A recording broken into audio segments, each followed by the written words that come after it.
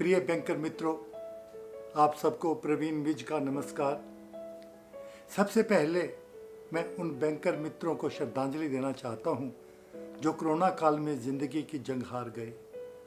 मैं भगवान से उनकी आत्मा की शांति प्रदान करने की कामना करता हूं और प्रार्थना करता हूं कि भगवान उनके शोक संतप्त परिवारों को दुख सहने की शक्ति प्रदान करें। दोस्तों, आपसे सीधी बात किए हुए एक लंबा समय बीत गया। पिछली बातचीत के चौथे एपिसोड में मैंने हमारे रिटायर्ड बैंकर्स की खराब परिस्थितियों का विस्तार से वर्णन किया था। पिछले कई माह से चारों तरफ केवल बातें ही बातें सुनने को मिलती रही।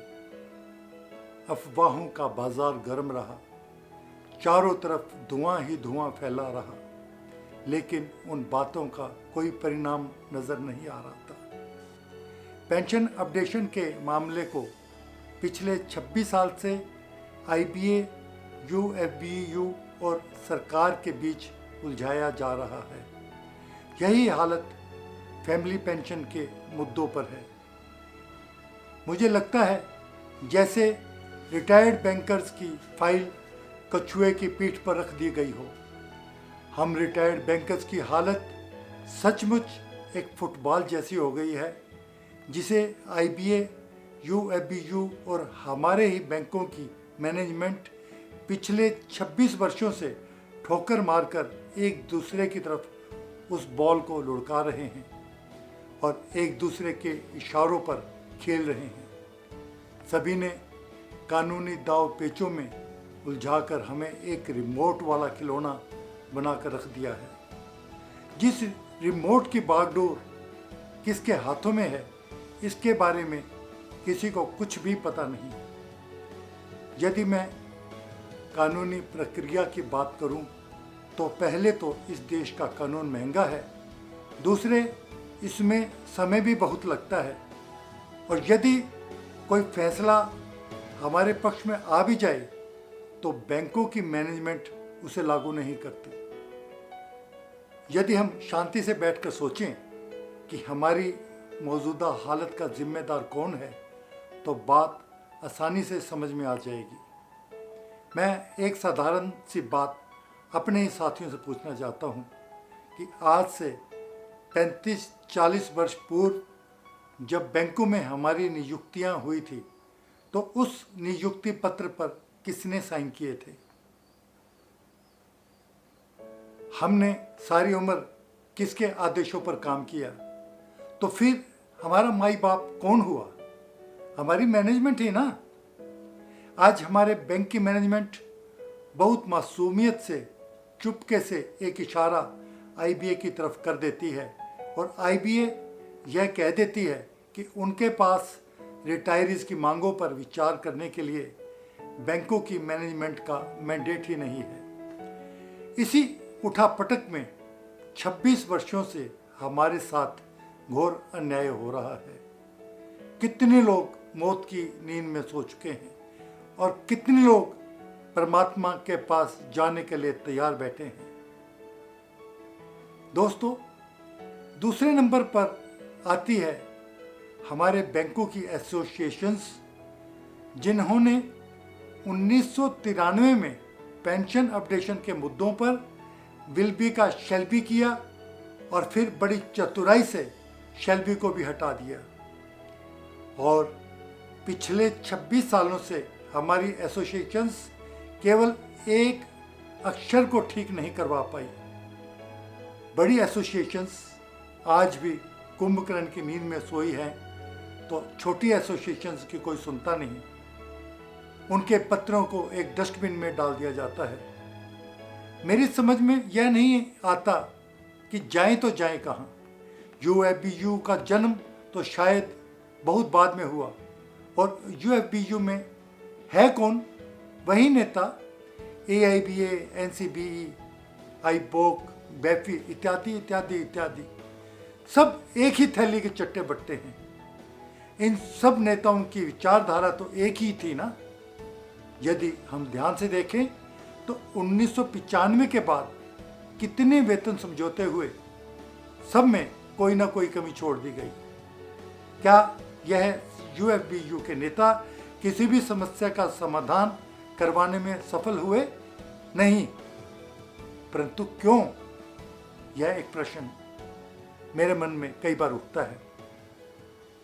इसी बीच कितनी सरकारें आई और चली गई। किसी भी सरकार ने बैंक रिटायरीज के मुद्दों को सुलझाने के लिए कोई भी प्रयत्न नहीं किया। सही मायने में सभी राजनीतिक दल एक हैं। पेट्रोल डीजल के दाम बढ़ाने हों तो रात 12 बजे से बढ़ जाते हैं। अगर मंत्रियों को अपने वेतन भत्ते बढ़ाने हों तो संसद या विधानसभाओं में हाथ उठाकर एक उंगली से सर्वसम्मति से प्रस्ताव पास कर दिए जाते हैं। आश्चर्यजनक बात यह है कि सांसदों और विधायकों को अपने हर पिछले कार्यकाल के लिए अलग अलग पेंशन मिलती है और चालू कार्यकाल के लिए भी सभी भत्ते और सुख सुविधाएं अलग से मिलती हैं। तो हम लोगों ने क्या कसूर किया है? 2014 में नई सरकार ने कार्यभार संभाला। बैंकिंग उद्योग के सभी कर्मचारियों और अधिकारियों ने इस सरकार को सपोर्ट किया। लगा शायद अब कोई सुनवाई होगी। पिछली 29 अक्टूबर 2020 को माननीय वित्त मंत्री महोदया ने रिटायरीज के पक्ष की बात की। बिजनेस लाइन पत्रिका में OROP देने की बात भी की थी। फैमिली पेंशन को भी 15 से 30% की मांग को उचित मानना था। उस समय सभी को काफ़ी आशा की किरण दिखलाई दी थी। सभी रिटायरीज के चेहरे पर एक मुस्कुराहट आ गई थी, यह सोचकर कि चलो देर आए दुरुस्त आए तो सही। फिर कुछ ही दिन के बाद वित्त मंत्री महोदया ने काफ़ी गंभीरता से IBA और SBI के चेयरमैन महोदय से भी बैंक रिटायरीज के मुद्दों पर बातचीत की। इस बातचीत का केवल इतना सकारात्मक असर दिखाई दिया कि IBA ने कहा कि वह एक बार फिर एक्चुअरीज पर काम करने जा रहे हैं ताकि रिटायरीज की मांगों पर खर्चे का अंदाज़ा लगाया जा सके। हमें लगने लगा कि शायद वित्त मंत्रालय की तरफ से कोई नोटिफिकेशन आएगी और रिटायरीज के 26 साल पुरानी समस्या का समाधान निकलने ही वाला है। आज 8 महीने बीतने को हैं, किसी भी बयान पर अमल नहीं हुआ। क्या यह वित्त मंत्री महोदया की बेइज्जती नहीं है कि उन द्वारा कही हुई बात को लागू नहीं किया गया? हम सब लोगों को घोर निराशा तब हुई जब राज्यसभा में माननीय राज्य वित्त मंत्री श्री अनुराग ठाकुर जी ने एक प्रश्न के उत्तर से, जो शायद किसी IAS अधिकारी द्वारा तैयार किया गया था, जवाब में स्पष्ट रूप से सेवानिवृत्त कर्मचारियों को कुछ भी देने के लिए इनकार कर दिया। उनकी मांगों को ठंडे बस्ते में डाल दिया गया। यह रिटायर्ड बैंकर्स का बैड लक ही माना जाएगा कि बंगाल सहित 5 राज्यों में चुनाव आ गए। इसके साथ ही कोरोना के दूसरे दौर ने सबको डराना शुरू कर दिया। कोरोना का दूसरा दौर सचमुच बहुत ही डरावना और ख़तरनाक रहा। चारों तरफ त्राहिमाम होने लगी। रिटायर्ड बैंकर्स का दुर्भाग्य और अनिश्चितता का दौर जारी रहा। भारत सरकार ने कोरोना के नाम पर केंद्र व राज्य सरकारों के महंगाई भत्ते पर 2 वर्ष के लिए रोक लगा दी। FDR की ब्याज दरें 4% कर दी गई और उसमें से भी नियमानुसार 5 से 20% आयकर कटेगा।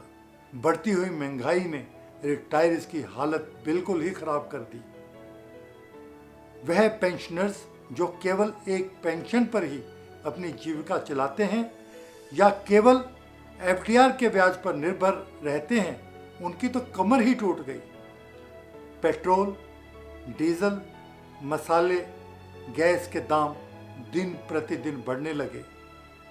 आटे, दाल, तेल, गैस के दाम दिन प्रतिदिन बढ़ने लगे। यहाँ तक कि वरिष्ठ नागरिकों की ट्रेन की छूट को भी समाप्त कर दिया गया। किसी को कुछ समझ नहीं आ रहा, जाएं तो जाएं कहाँ। एक तरफ कुआं तो चारों तरफ खाइयां ही खाइयां नजर आ रही हैं। हम लोगों ने भी अपने होठ से लिए, यह सोचकर कि देश में कोरोना के कारण कितनी मौतें हो रही हैं और हमारी तरफ से कोई गलत संदेश ना जाए कि इन लोगों को तो अपनी पेंशन अपडेशन की पड़ी है। क्या हमारे रिटायर्ड बैंकर साथी या उनके परिवार कोरोना के कारण मौतों के शिकार नहीं हुए? बैंकों में हेल्थ इंश्योरेंस के नाम पर 39,000 भरने के बावजूद बीमा कंपनियों ने कोरोना के नाम पर पूरी क्लेम राशि स्वीकृत न कर एक बड़ा मजाक किया। और क्या सरकार इन रिटायर्ड बैंक कर्मियों को केंद्र सरकार की जन औषधि योजना में शामिल नहीं कर सकती थी? हमारा बीमा प्रीमियम वित्त मंत्रालय के निर्देश के अनुसार फ्री क्यों नहीं किया गया? क्या बीमा प्रीमियम पर 18% टैक्स को माफ नहीं किया जा सकता था? बीच में एक नया ड्रामा शुरू हो गया और बैंकों का निजीकरण किया जाएगा। सच पूछो तो हमें अब डर लगने लगा है। 35-40 बरस में कुछ पैसा जो हमने बुढ़ापे के लिए बचा रखा था वह सुरक्षित भी है या नहीं? अगर हम प्राइवेट की तरफ जाते हैं तो प्राइवेट बैंक डूब रहे हैं। और अब तो एक खतरनाक खबर सुनने को मिल रही है कि हमारे पेंशन फंड को एनपीए समायोजित करने में लगे हुए हैं। नव भारत टाइम्स की एक न्यूज़ पढ़ने को मिली जो गलत नहीं हो सकती। अगर ये सच है तो पेंशनर्स का भविष्य खतरे में है। अंबानी की कंपनी को पेंशन फंड के 90,000 करोड़ रुपए दे दिए गए। सरकार ने कोरोना के नाम पर सभी धरने प्रदर्शनों पर रोक लगा दी। यूएफबीयू के नेता कोरोना के नाम पर चुप होकर घरों में बैठ गए। अरे कार्य स्टाफ को तो 10वें और 11वें वेतन समझौते में कुछ तो मिला, हमें क्या मिला? बाबा जी का ठुल्लू। एक बार फिर से रिटायर्ड बैंकर्स का बैड लक, कोरोना की तीसरी लहर का डर दिखाया जाने लगा है ताकि हम सब चुप होकर बैठे रहें। क्या सरकार के सारे काम बंद हो गए हैं? क्या देश में नई संसद नहीं बन रही? क्या वित्त मंत्रालय में छुट्टी है? क्या किसी भी मंत्री महोदय के वेतन भत्तों में कोई कटौती हुई? ऐसे में हमारे भाग्य का क्या होगा? Pension updation, family pension, free बीमा प्रीमियम 100% दिए, ग्रेच्युटी और कई दूसरे मुद्दों का क्या होगा? क्या हमें चुप रहकर एक मूक दर्शक बनकर बैठ जाना चाहिए? मेरे विचार से नहीं। मेरे व्यक्तिगत विचार है कि हमें किसानों के शांतिपूर्वक आंदोलन और एकता से कुछ सीखना होगा। पहले तो 29 बैंकों के 29 चेयरमैन थे, अब घटकर 12 रह गए और 3-4 महीनों में शायद 8 ही रह जाएंगे। हमें अपने मन की बात पुरजोर एमओएफ, आईबीए और बैंक चेयरमैन्स के परिवारों तक को भी पहुंचानी होगी। हमको बेशर्म यूएफबीयू और रिटायरी एसोसिएशंस की दलाली और काले कारनामों का कच्चा चिट्ठा खोलकर सभी रिटायरीज तक पहुंचाना होगा और साथ ही इनके अंध भक्तों को भी सबक सिखाना होगा, शांतिपूर्वक तरीके से, प्यार से।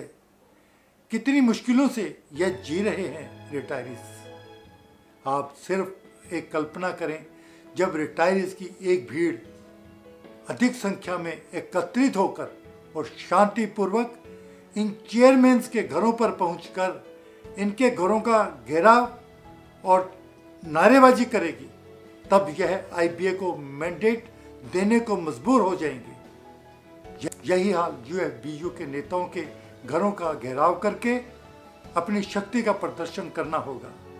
उच्च स्तर पर बैठे राजनीतिक नेताओं पर दबाव बनाना होगा और उन्हें यह बतलाना होगा अपनी वोट शक्ति के बारे में। उन्हें अपने और अपने साथ जुड़े परिवारों की संख्या के बारे में बतलाना होगा, तभी कुछ बात बनेगी। अब हम यह काम आसानी से कर सकते हैं। मेरा विचार है कि दुनिया झुकती है, झुकाने वाला चाहिए। आप इकट्ठे तो हों, छोटे छोटे ग्रुप्स को छोड़ें, एक बड़ा ग्रुप बनाएं। जीत आपको ही मिलने वाली है और निश्चित रूप से मिलेगी। बस आज इतना ही। रिटायरीज एकता जिंदाबाद, रिटायरीज एकता जिंदाबाद। नमस्कार।